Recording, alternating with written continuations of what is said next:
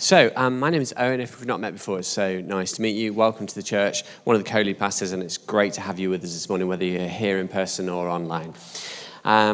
This morning I was just mindful when I was up, just after I'd had my breakfast, that that song, Turn Your Eyes Towards Jesus. You know that song? Turn your eyes towards Jesus. And I was just like, it was just a great line for capturing where I was at this morning. It was like, yeah, I've not really turned my eyes towards Jesus. I'm not really given my focus to Jesus, and it was just great to do that. So I just picked up my phone and I opened my journal app. I just journaled a little bit and just wrote down my prayers to Jesus, and it was just a great way of just reconnecting with Jesus, refocusing my thoughts on Jesus. And that's what we're going to do now. If you've not feel like you've already done that this morning already, we're going to turn our eyes towards Jesus again, and that's why we do this. This is why we gather together in this rhythmic, routine way each week, to give ourselves that kind of sense of pace and rhythm in our lives where we turn our eyes towards Jesus. Why? Because the sense of Jesus being in our lives is such an important thing for many of us. I know for me, my life would not be what it is without Jesus making his presence felt in my life. I would not be the person I am without that. I would be a very different kind of person in some ways. I often feel that my confidence is all drawn from being loved by God and having the presence of God in my life. And so as we pause to reflect on Jesus, I pray this morning that you might know the confidence that comes from being loved by Jesus, the assurance and peace and hope that comes from being filled with his presence, not just in a theoretical way, but in a very real and present way. And so I just want to encourage you this morning just to seek God's presence, to ask him to make you feel that secure, make you feel confident, give you hope, give you peace, give you joy. And that is our prayer together this morning as we speak. So as I said, I'm just going to say a few words first of all, and then we're going to share a poem written by TS Eliot, and then we are going to lead you through a meditation on the story that we're going to read about this morning. And that story is the story of the Magi following the star to Bethlehem. Now, the American writer Mark Twain used to take great pleasure, I don't know if you know this, in highlighting the fact that in the year of his birth, Halley's Comet appeared. And it appeared for the first time in 75 years. Now, commenting on this in 1880, he predicted that he would die in the year that Halley's Comet reappeared in 1910. And in his autobiography in 1909, he wrote this: "I came in with Halley's Comet in 1835. It's coming again next year, and I expect to go out with it. It will be the greatest disappointment of my life if I do not go out with Halley's Comet. The Almighty has said, no doubt. Now here are these two unaccountable freaks. They came in together. They must go out together." Have you ever heard that? Isn't that great? And he did die that year. Yeah, that's exactly what happened. It's an often repeated phrase that an event is written in the stars. And in human history, people have always drawn links between the birth or coronation of a king and some astronomical event. There's a couple of examples I can give you. One of Rome's most formidable enemies, Mithridates, the king of Pontus, that's the area that we now call northern Turkey. In his propaganda, he made much of the fact that two comets had appeared, one on the occasion of his birth in 135 BC and one 15 years later at the time of his coronation. These, he claimed, heralded his divine greatness. And then in 44 BC, one that you may be more familiar with, during the games in celebration of Julius Caesar's life, a tremendously bright comet was visible in Rome, and it was regarded by the majority of the population as an indication that Julius Caesar had been received amongst the gods. History notes that Caesar Augustus, who was Julius's chosen heir, took it as a wonderful omen for himself personally and for his future career. In both of those stories, which are obviously ancient stories, a real celestial phenomenon appeared at the birth or coronation of a king and was regarded as a wonderful portent.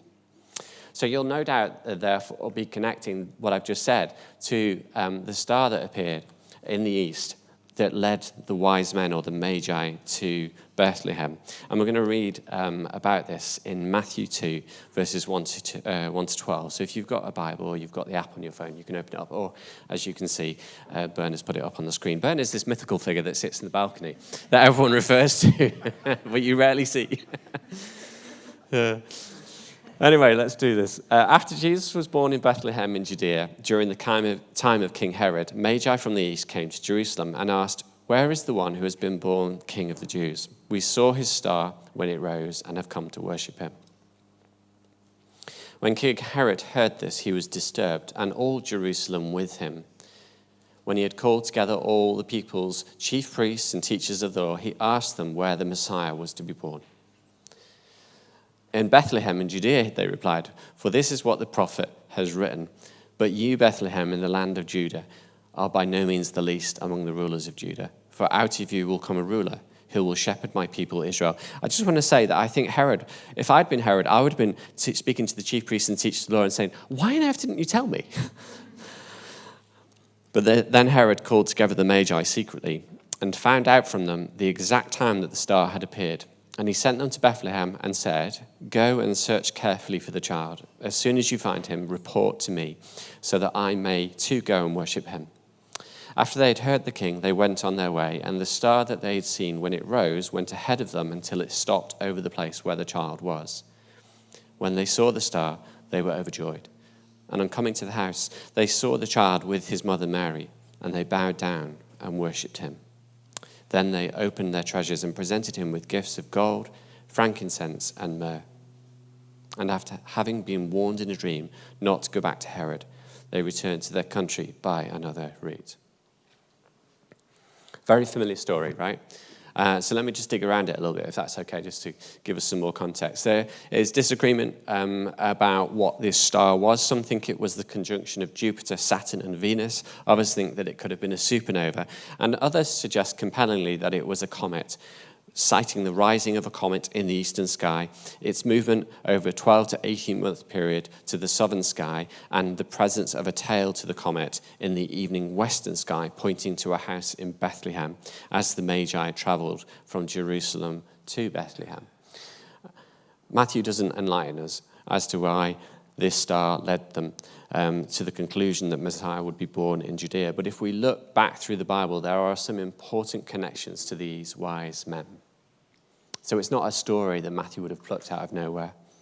This is a story that Matthew wanted to highlight.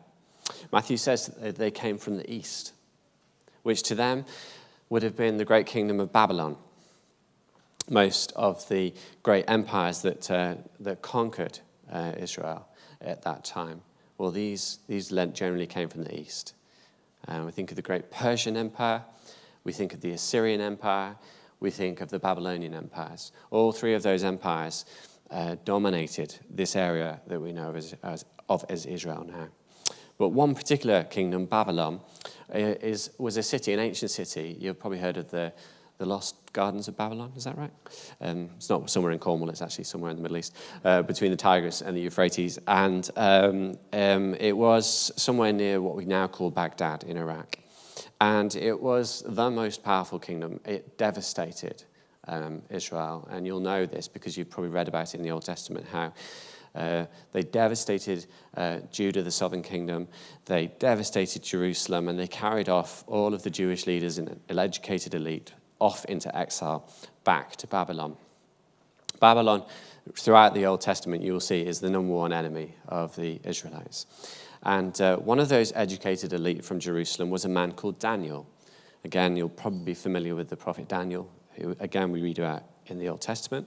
And Daniel spent most of his adult life in Babylon and rose to a position of power and influence.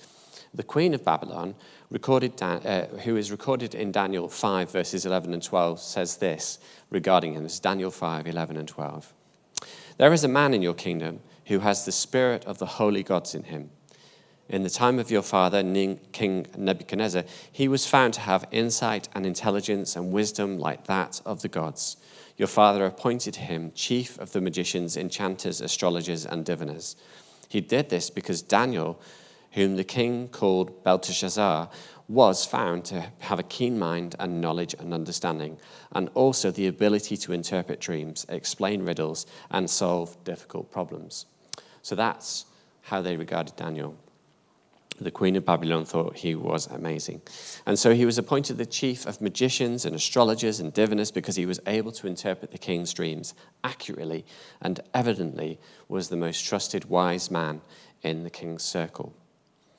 I have no doubt in my mind, you may think differently, but I have no doubt in my mind that Daniel would have made every effort to teach the Babylonian astrologers the history of Israel and all of the Hebrew scriptures. He would have had a keen mind. He would have known the Hebrew scriptures. And certainly Daniel's words exist to this day in the Old Testament scriptures, but would have likely formed part of the Babylonian texts as well.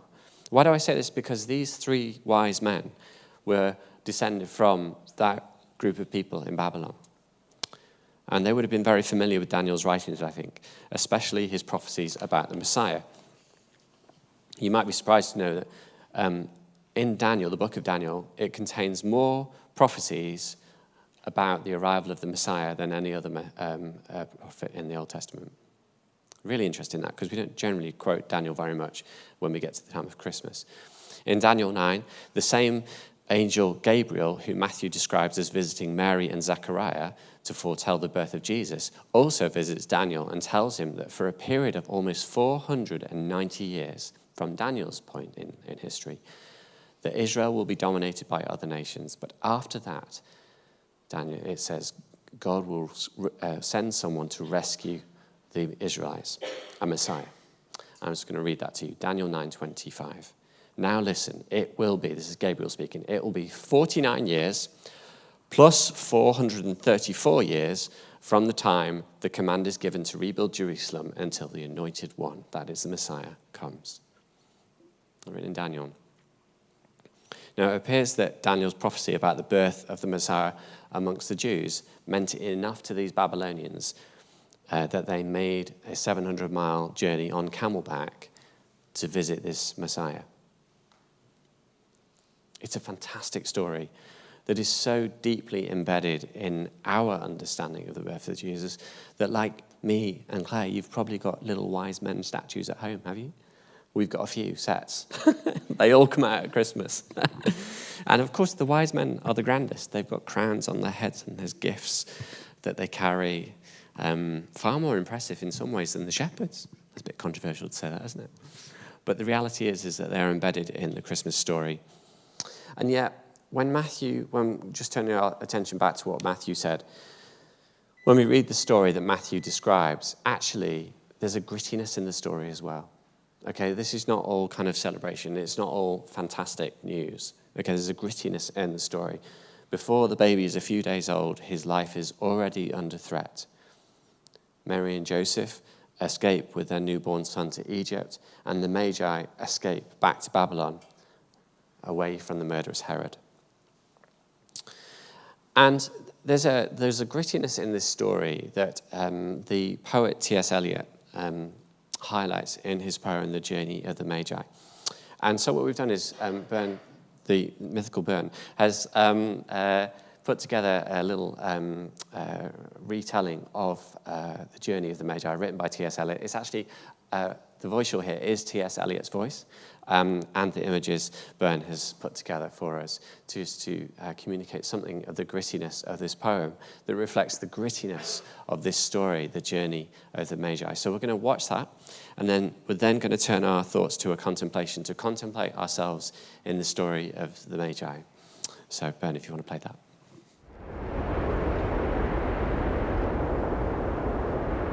A cold coming we had of it, just the worst time of the year for a journey, and such a long journey, the ways deep and the weather sharp, the very dead of winter. And the camels, galled, sore-footed, refractory, lying down in the melting snow. There were times we regretted the summer palaces on slopes, the terraces, and the silken girls bringing sherbet. Then the camel men cursing and grumbling, and running away and wanting their liquor and women, and the night fires going out, and the lack of shelters, and the cities hostile, and the towns unfriendly, and the villages dirty and charging high prices. A hard time we had of it. At the end we preferred to travel all night, sleeping in snatches, with the voices singing in our ears, saying that this was all folly. Then at dawn we came down to a temperate valley, wet below the snow line, smelling of vegetation, with a running stream and a watermill beating the darkness, and 3 trees on the low sky, and an old white horse galloped away in the meadow. Then we came to a tavern with vine leaves over the lintel, 6 hands at an open door dicing for pieces of silver, and feet kicking the empty wineskins. But there was no information, and so we continued and arrived at evening, not a moment too soon, finding the place. It was, you may say, satisfactory. All this was a long time ago. I remember, and I would do it again, but set down this, where we led all that way for birth or death. There was a birth, certainly. We had evidence and no doubt. I had seen birth and death, but had thought they were different. This birth was hard and bitter agony for us, like death, our death. We returned to our places, these kingdoms, but no longer at ease here in the old dispensation, with an alien people clutching their gods. I should be glad of another death.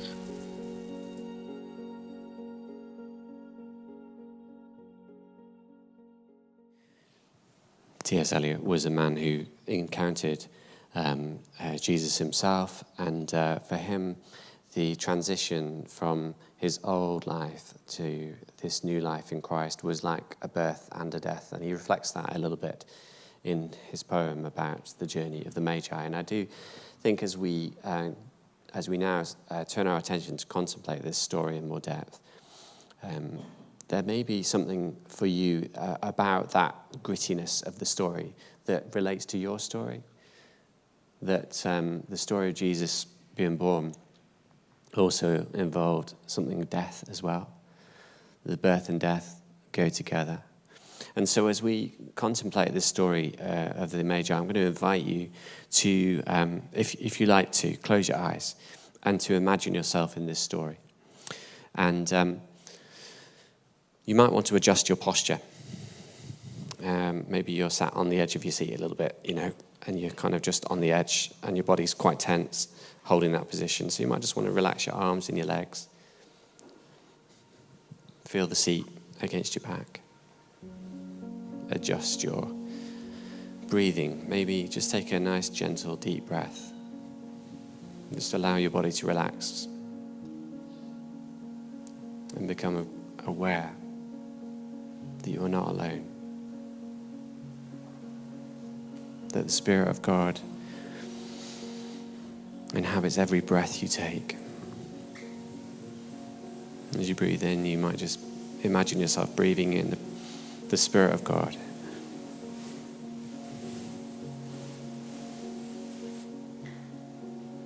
As we begin our contemplation with the Magi, we're with them.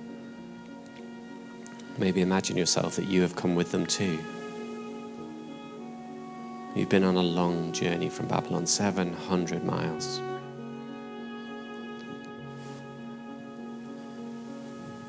What has that journey been like?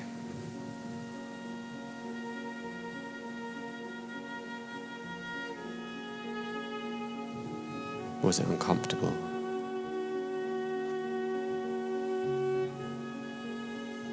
Where did you stay?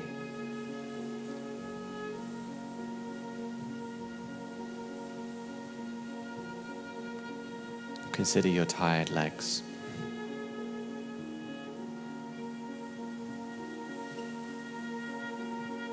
The weariness of the walking. The movement of the camel underneath you.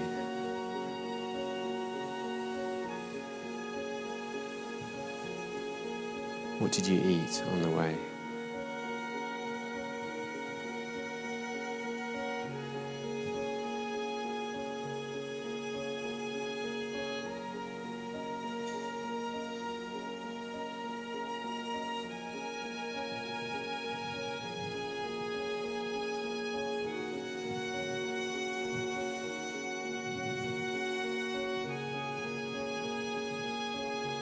Have you had a lot of time to think on this journey?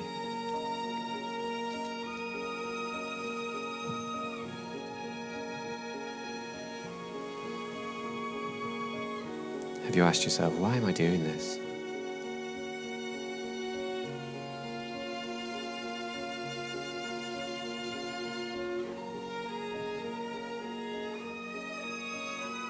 What are you hoping to find?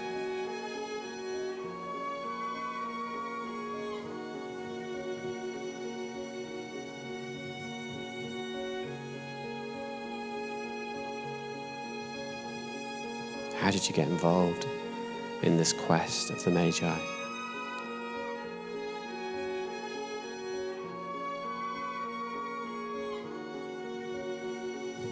What was going on in your heart?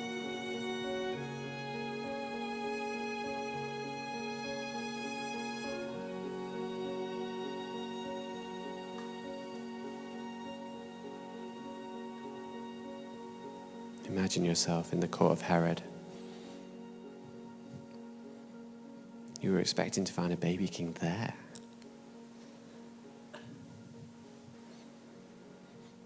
What was Herod's face like when you told him why you were here?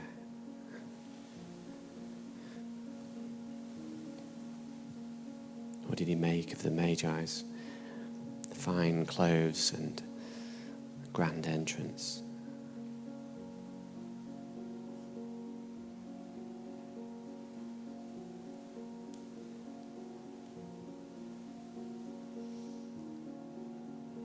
Is their response chaotic? Did you see any fear in his eyes?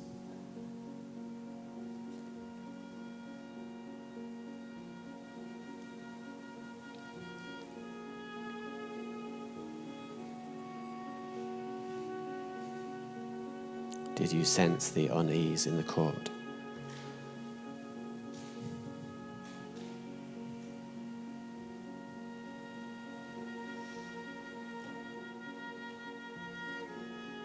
Did you believe him when he said, "Come back and tell me where the baby is so that I too can go and worship him"?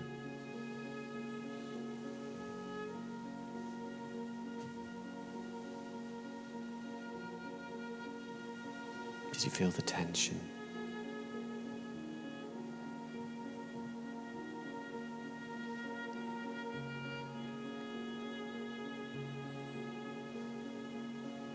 And as you continued the journey, that short distance from Jerusalem to Bethlehem, you're up in the hills. The skies are clear.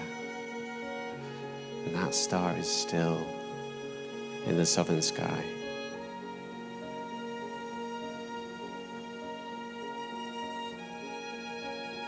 Do you notice the anticipation in the Magi?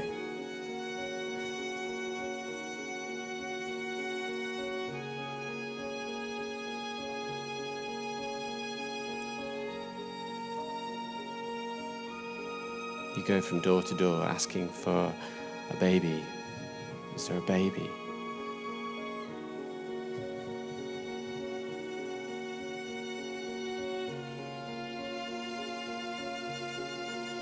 Imagine your surprise when you are led to a stable, a dirty stable at the back.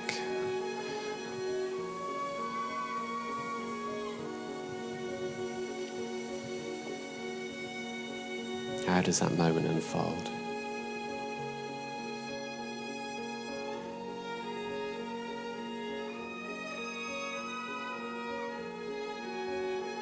How does it affect you?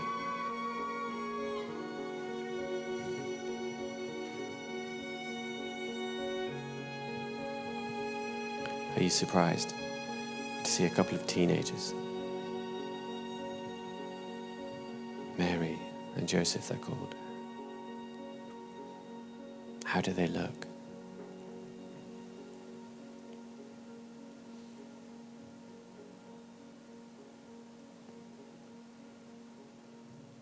Imagine gazing into the trough, this feeding trough, the manger, and seeing a sleeping baby.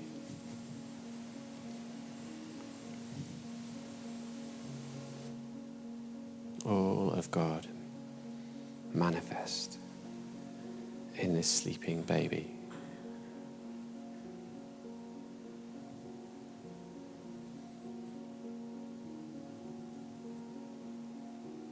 Are you lost for words?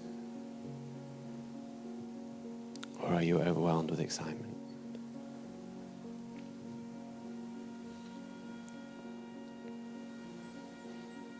The Magi appear to be. They're already down on their knees. Their fine gowns and linens and cloths, muddied by the straw and the mud on the floor.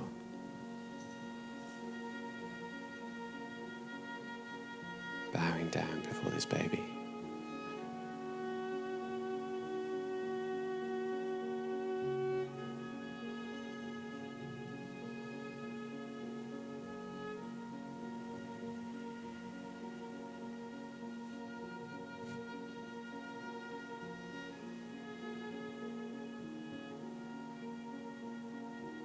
What do you do?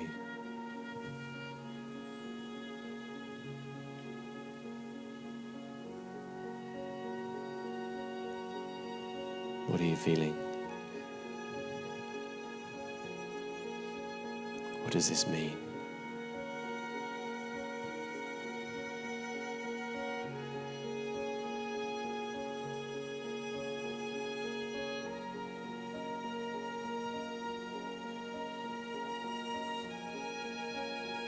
How will this encounter with this baby king affect your life?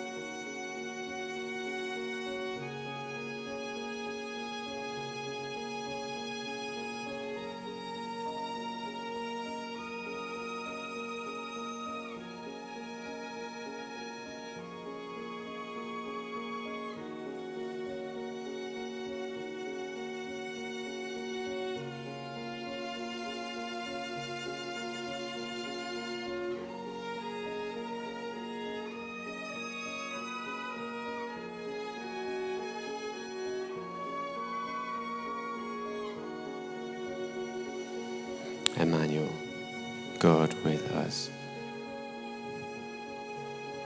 in the most surreal way possible, in a baby born in a manger.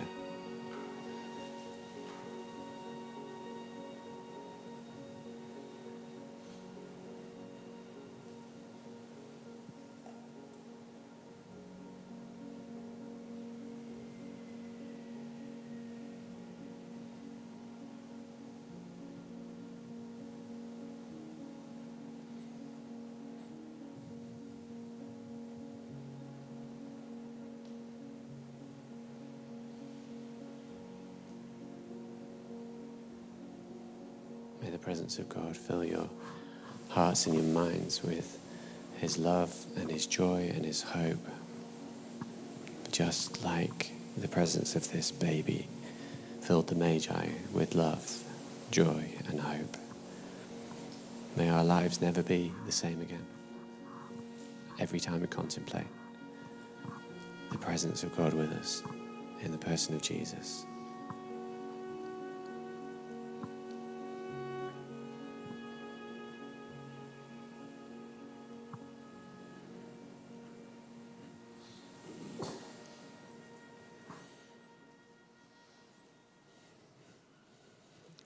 And as we do on a routine basis now,